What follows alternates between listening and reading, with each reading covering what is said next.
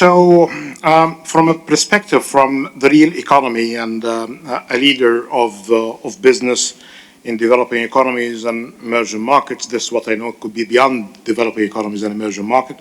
Mr. Sinha, through your work as CEO of Renew, you have your own net zero transition plan. So what do you see in the possibilities of strengthening the corporate action, especially in developing economies?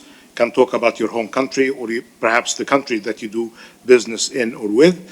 And which regulations do you see as holding the strongest potential to influence better corporate behavior towards decarbonization? Comes to mind, you are free to answer that if you have time. CBAM. Do you think that could be one of the triggers? Perhaps it's not just about regulations, but some measures that comes from, they say it's not from trading perspective, it's climate, but has trade implications from the EU. But before getting into the EU and its CBAM, your views on your, from your industry in decarbonization, having your own net zero transition plan, and how can you cooperate better with the regulations in the country that you are working with? Thank you. Yeah, thank you. Thank you so much, Dr. Mahmoud, and pleasure to be here. And that you are leading and with technologies. And one adequate response to the CBAM is perhaps to challenge the CBAM based on compliance with WTO rules or with countries with FTA or partnership agreements. We can challenge that as well based on these international rules of engagement. The other one is to do the decarbonization that you are leading, and you have technologies for that. And of course, the way to deal with it is through the carbon markets and their role. But for that to happen, carbon market credits need really to be accepted, verified with integrity. So this is a very complicated area that that many people are working on now.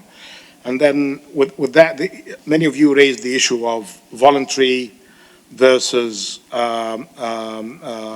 regulatory compliance and compliance markets versus voluntary markets. I'll come back to this issue later, but perhaps before I go back to our distinguished panelists, can open the floor for 3 comments for anyone who has any quick comments that perhaps the panelists can react to. And we have already a request from the lead of BCG Center for Climate Policy, who likes to make a comment. Mr. Jones, which number, Mr. Jones? 9. Yeah, okay. Nice to see you. Thank you, it's an excellent conversation. I appreciate reactions to this point on broadening the scope beyond transparency and reporting. And I think as part of the report on integrity matters, transparency and reporting are part of 10 recommendations, although that the emphasis is more on that. But I appreciate reactions from the panelists on that. Can I ask if there is any critical question? Yes, sir. Number 16, please. Introduce yourself, please. Thank you. So this panel is about accountability. And that will make us asking you question that may require shorter answer than the planned 5 minutes per each of the speakers. But anyone first would like to react to any of the 3 comments that you... Yes, Kate, please. Can you identify potential roles for the agency, especially from the civil society organizations, stakeholders beyond the policymakers, regulators at national or global level?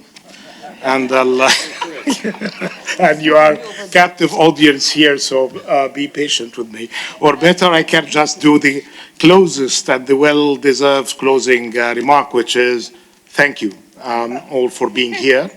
And I think that will be followed, and summaries will be prepared by the team, because I think the intention here is not to make it as a kind of a one-off matter, but it needs to be followed up. Some questions were answered, others had more follow-up questions that are not of less importance than the main ones. But this is the nature of the topic, that we are all of awareness that it is very complex, very sensitive, and unfortunately gets a bit more politicized than necessary. Having said that, thank you all and enjoy this nice, beautiful city while you can, and of course, make that COP more productive by your participation. Thank you so much.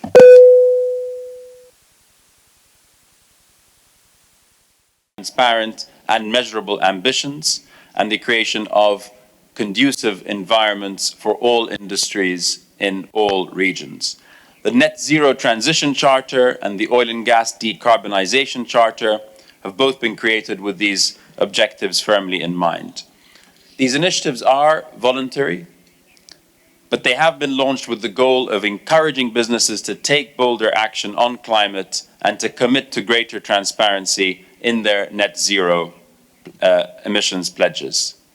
Through these charters, signatories are encouraged to make credible net zero commitments, produce robust transition plans, and publicly report progress. And in this way and others, the COP28 presidency is committed to developing actionable solutions that can enable us to meet our targets in a way that leaves no one behind.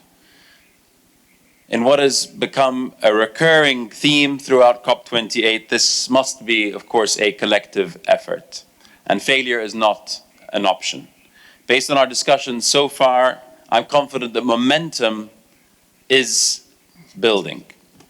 We need to accelerate this momentum and to convert it into tangible and measurable outcomes, and of course not just at COP28, but in the weeks and months that follow.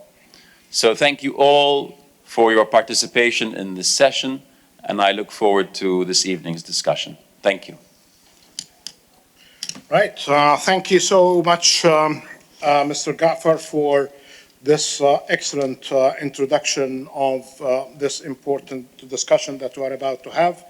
And I look very much forward for your achievements as a special envoy for COP28. We are lucky to have you, and we know you. I know you for many years, and you have been behind many successful initiatives, and with the spirit of good coordination and what you emphasize now in the collective action. You have a great deal of that part of collective action with the business community and civil society organizations and philanthropies. But now we are about to discuss one of the most critical and sensitive issues that have been discussed and have been part of the discussions and the preparations of the integrity reports and the recommendations of the group convened by the Secretary General of the UN and coordinated by the former Minister of Climate and Environment of Canada, Minister McKenna. And now we are not going to be discussing too much what's happening in the operationalization. That will be in a different discussion unless you insist. But we are going to discuss two areas of focus in this. Who is doing what in this area? What are the ongoing roles and responsibilities of stakeholders in enhancing private sector accountability and regulations for climate action?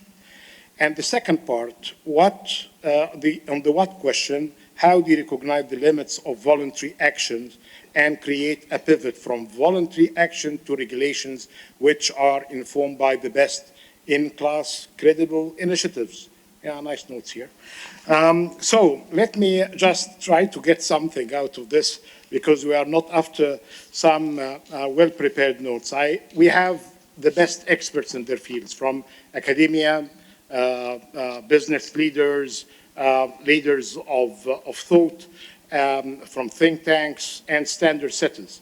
And I have a list. I hope that everybody is expected to speak is with us. I see some missing faces, but let me make just sure that Mr. Elderson of the European Central Bank is with us, Mr. Becker, Madam Mary Shapiro, I haven't seen her, yes, Mr. Bill Winters, Ms. Kate Hampton. Yes. I saw her, yes. Yeah, hello, yeah. I saw her many times, I think, more than she can tolerate for one day. And my good friend, Mr. Jingdong Hua, whom I know for many years from the World Bank Group, is here. And Mr. Klasnot, we met earlier, and you made excellent remarks earlier, and I bet that you'll do even better now, despite the late hour of the day. And Professor Hale is Professor, yeah? Okay, of University of Oxford, and my good friend, Mr. Sinha, the leader of innovation in India and a great entrepreneur, has few books as well, the leader of Renew. So we have a simple question, and simple questions are for the tough professors. Looking at the history of climate action, what progress have we made on accountability and what more is needed? And you have the generosity of organizers for 5 minutes, so you can tell us what happened in the history of accountability that we should know. Well, it's a very long history on accountability, but 5 minutes will actually be. Jingdong for that. And earlier, Kate raised the issues about rating agencies and ESG. Given the interest of international financial institutions in the topic, you may have seen the World Economic Outlook of the IMF, a very conservative institution, as you know. You worked with them for many years. They publish in Chapter 3 criticism of the rating agency when it comes to their methodology. I just wonder if we have some solutions, including from your side, that could really minimize this kind of discrepancy and discretion when it comes to methodologies adopted by the rating agencies. And perhaps in a couple of years, World Economic Outlook, we see less criticism for them, or more perhaps in the practice. But at least this time is not in the practice, which is basically the kind of standard comment that you get from many. But this time it was basically about standards and methodologies.